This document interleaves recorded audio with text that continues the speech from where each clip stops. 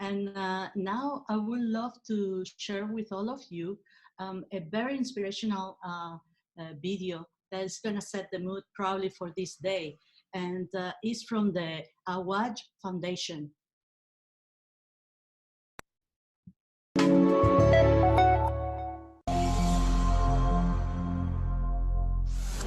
My name is Nazma Akhtar. I'm 40 years old. I live in Dhaka at Mohakali.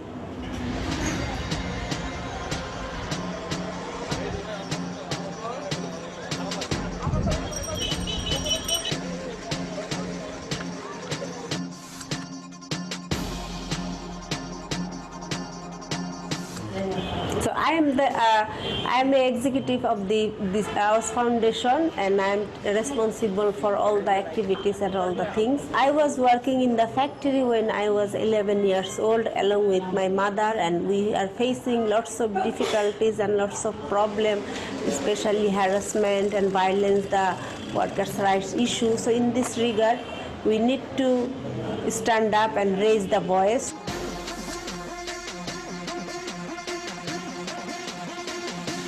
Sometimes I spend some time in sleep. That is my leisure time. Serious? Yes, I don't have time for my leisure. I work like more than 12 or 14 hours in a day.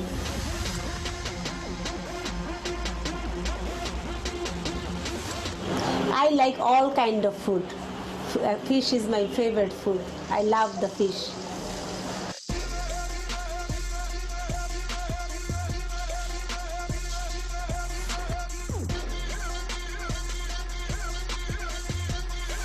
The globalization means discrimination and abusing, especially the multinational company and different trade bodies, because which is not fair and transparent world, the globalization system.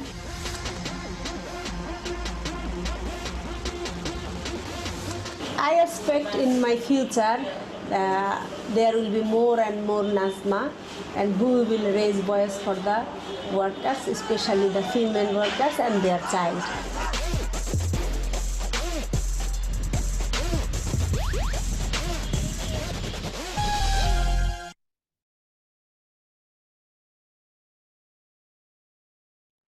Hello again.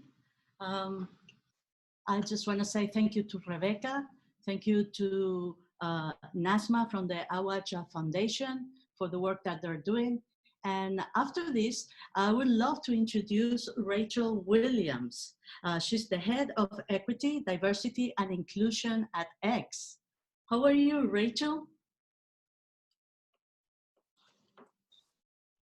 Hey, my friend, how are you?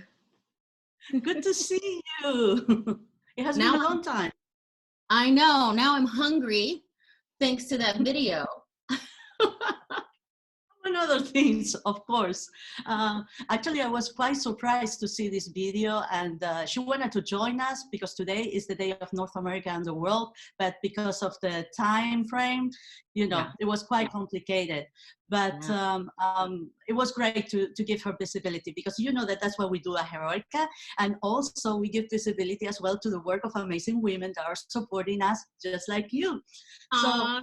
Thank you. And I just want to say congratulations on an amazing global event in a pandemic. You pulled it off. Well, you know, it's the work of so many people. You know, we are super thankful and super happy because many women have trusted us with their projects, and we're trying to give them visibility and try to find the right resources. That's why I was so excited when you said, yes, I want to participate in the event. And I'm like, oh, Rachel, we have plans for you.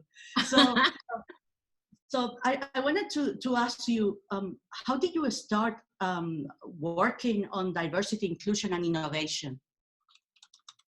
One quick thing, checking the chat. Someone said they can't hear, so let me see if they can hear. Because I can hear you. You can hear me. Yeah, I can hear you. So I just sent her a ping. Maybe she can respond and let us know if she can hear us. I don't know. I can hear too. Okay. Okay, great. Well, you know, I got into this work by accident, and I think That's probably was the best way for me to get into it, because had I known the difficulties of bringing equity, inclusion, and diversity, I probably would have said no. But I was at Yelp in the early days, so some of you may have heard of Yelp. It is a platform that reviews local businesses, and I was there pre-IPO, so before they went public. I was in the role of a head of recruiting, so I was hiring a bunch of people, and I experienced what we now call, microaggressions, bias, but we didn't have that language in like 2009, 2010. Nobody was talking about that. Anyway, I left, and I gave some very colorful feedback upon my exit, because that's what I like to do. Yeah, just got to give that feedback. And I gave it to the COO, who is now a really dear friend of mine and a mentor. And the COO asked me immediately, he says, well, you were doing great in your job, like, don't leave. At that point, I had already left. I was like, no, thanks, not coming back. Fast forward 3 years from that, he called me and said, we have this head of diversity and inclusion job. And I remember our conversation, do you want to come back to Yelp to help us do that? And then when I joined, they gave me back head of talent too. So I was doing recruiting and diversity and inclusion. So it was definitely by accident, but I wouldn't change it for the world. Oh, that's how the best things happen, by accident. Rachel, please explain to us, what is X? X has my heart, because it is a very special place, unlike any other organization that I've been to. And I've been around the block, my friend, as you know. Just check my LinkedIn, like, oh my goodness. She's been to a few places. But X is a diverse group of researchers and scientists and entrepreneurs and inventors, and then me, right? So there's all these really smart people, and then, they hired me, who build and launch technologies that improve the lives of millions, hopefully billions of people. And, I want purpose in life. I think equity, inclusion, and diversity work is purposeful, but to be able to do it in a place like X that aims to bring solutions, technological solutions to really hard problems like internet connectivity, food insecurity, helping with agriculture. That is a mission beyond anything. And I'm super excited to be at X. I feel honored. That's why we're going to bring you next year again. I'm sure that we're going to be collaborating. I'm putting you on the spot here, as you know. Absolutely. Our projects are global. We need global talent. So I want to come back, and I want to come back with a crew of wonderful women who are scientists and entrepreneurs and inventors that work with me at X, and we're gonna take over. So yes, committed. Sign me up, 2021. You had it here. The first ones to hear it here. So we are already having actionable items for next year. I can't wait to work with you on all of this, for sure. The last thing that I wanted to ask you is, well, I have a couple of questions more, but since we are wrapping up on time, I wanted to ask you, what kind of programs, initiatives do you have for women, minorities, and communities at X, and how women can benefit from them? Yeah. We have a number of things that I think, programs that are backed by research. So some of the things that work in equity, inclusion, and diversity is mentorship for women and underrepresented groups. We have a program called Thrive, which is a 12-month immersive learning experience for women so that they can learn the skills that'll get them to leadership roles. It is transformational. The women that I've spoken to have gone through that. They go on to bigger things within X. We also have Shift, which is a mentorship program directly related to supporting our underrepresented communities, so Black and Hispanic and Latinx. And it's, one of the things I love about Shift is that it's not just focused on that community, it also focuses on the overrepresented community and teaching them the skills that they need in order to connect really deeply with that group of folks. And then always, what I say is very important in any EID strategy is employee resource groups, right? So any company that you join, if they don't have an employee resource group, start one, because getting together in a community setting within your organization is super, super important for support and growth, creating a safe space. And our Women of X, honey, they are on fire. They bring change, they bring programming, especially in the pandemic. They've had this series called the COVID Chronicles.